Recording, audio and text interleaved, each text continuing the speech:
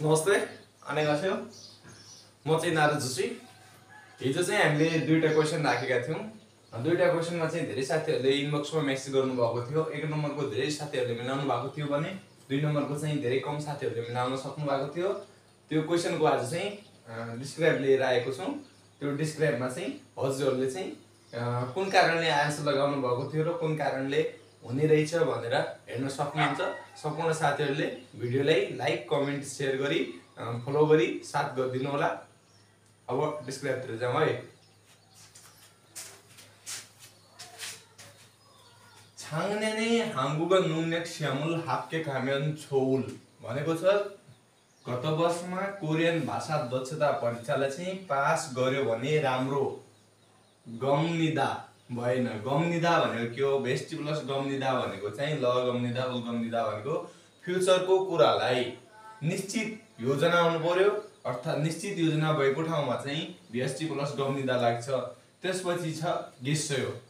अब फ्युचरको कुरालाई चाहिँ कुनै अनुमान गर्दाखेरि प्रयोग गरिने ग्रामर अर्थात गेस गर्दाखेरि फ्युचरको कुनै पनि कुरालाई चाहिँ गेस गर्दाखेरि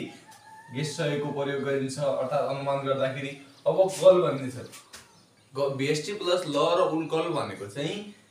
पास्टमा गरेको आफूले पास्टमा गरेको कुनै पनि कामको हलुका रूपमा चाहिँ पश्चाताप गर्ने बेलामा प्रयोग गरिन्छ गल अब आन्सर गल भयो किन आन्सर गल भयो भने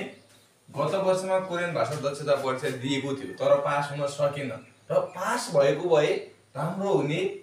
थियो बेस्टी प्लस ल कल र उल्कल भनेको चाहिँ एकको भए राम्रो हुने थियो विगतको कुरालाई सम्झिदै हलुका रूपमा पश्चाताप गर्ने बेलामा बेस्टी प्लस कलको प्रयोग गरिन्छ अब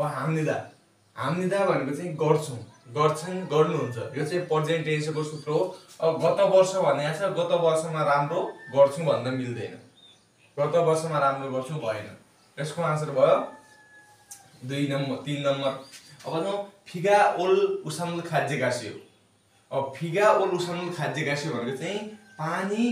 आउने डट उसाल छातालाई चाहिँ लगेर जानुहोस् अब थेन्डे र थेनिका थेन्डे भनेको चाहिँ फ्युचरको कुरालाई चाहिँ अनुमान गर्दाखेरि अनुमान सहितको सुझाव सल्लाह दिँदाखेरि प्रयोग गरिन्छ बेस्टी प्लस ल र उल थेन्डे अर्को छ बेस्टी प्लस थेनिका पनि फ्युचरमा नै लाग्छ ल थेनिका र उल थेनिका पनि फ्युचरमा लाग्छ तर फ्युचरको कुरालाई चाहिँ कारण सहितको सुझाव सल्लाह दिँदाखेरि प्रयोग गरिन्छ कारण सहितको सुझाव सल्लाह हुनु पर्यो र निश्चित कारण हुनु पर्यो निश्चित कारण भनेको जस्तै पानी आयो पानी आउनु भनेको पानी आउँदै छ भन्नु निश्चित कारण होइन तर बादल लागेको छ मौसम झुम्म भएको छ र पानी आउँछ भन्ने चाहिँ निश्चित कारण छ पानी आउन लागेको छ भने बेस्टी प्लस ल थेनिका र उल थेनिकाको प्रयोग गरियो यो चाहिँ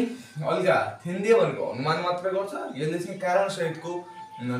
सुझाव सल्लाह दिन्छ अब निका उनिका भनेको प्राकृतिक कारणले अर्थात यो चाहिँ विगतमा पास्टमा भइसकेको हुन्छ निका भनेको प्राकृतिक कारण छ र अगाडि सुझाव सल्लाह दिँदाखेरि प्राकृतिक कारणको सहितको सुझाव सल्लाह दिँदाखेरि बेस्टी प्लस निकाको प्रयोग गरिन्छ अब गित्ते मुनि भनेको चाहिँ कुनै मेन कारण वास्तविक कारणले गर्दाखेरि आफूले कुनै पनि काम गर्न नसकेको अर्थात केही भएको वास्तविक कारण हुनु पर्यो तर यो चाहिँ फर्स्ट पर्सनमा मात्र लाग्छ थर्ड पर्सनमा लाग्दैन भनेको अरूले सुझाव सल्लाह दिन पाइँदैन यसको अन्तिममा चाहिँ सेयो हुन पाउँदैन बसिदा उसिदा हुन पाउँदैन गित्ते मुनिको अन्तिममा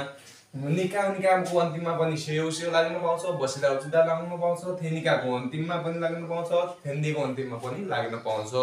अब यिनीहरुमा लाग्न पाउँछ अब तर यसको चाहिँ कारण चाहिँ उत्पन्न भइसकेको हुन्छ निकाको कारण उत्पन्न भइसकेको हुन्छ अगाडि नै उत्पन्न भएकाले यस्तो गर्नुहोस् भनेर दिन सक्छ अब थेनिकाले चाहिँ वास्तविक कारण हो थेनिकाले भनेको निश्चित कारण हुन्छ निश्चित कारण भनेको पास्टमा हुने कारण सहितको सुझाव सल्लाह अब थेन्डेमा भनेको अनुमान सहितको सुझाव सल्लाह अब अनुमान सहितको सुझाव भन्नाले अब फ्युचरको कुरालाई चाहिँ अनुमानै गर्नु पर्यो जस्तै पानी आउने कुरालाई चाहिँ निश्चित भन्न पाउँदैन अब यो चाहिँ सामान्य हिसाबले चाहिँ अनुमान गरेको फिगा उल थेन्डे उसानुल खाज्जे गासेयो हुन्छ फिगा उल थेन्डे उसानुल खाज्जे गासेयो थेनिका भएन थेनिकाले वास्तविक खोज्छ अनि निश्चित हुनु पर्यो उन्निका उन्निका भनेको चाहिँ पास्टमा आउनु पर्यो, पास्टमा कुनै कारण उत्पन्न भएको र हामी पछाडि चाहिँ सुझाव सल्लाह दिँदाखेरि गित्ते मुनिले वास्तविक कारण खोज्छ, गित्ते मुनिको अन्त्यमा सेयो लाउन पाउँदैन। सबैले एन्सर चाहिँ कसरी लाउनु भएको थियो, यही हिसाबले चाहिँ क्वेसन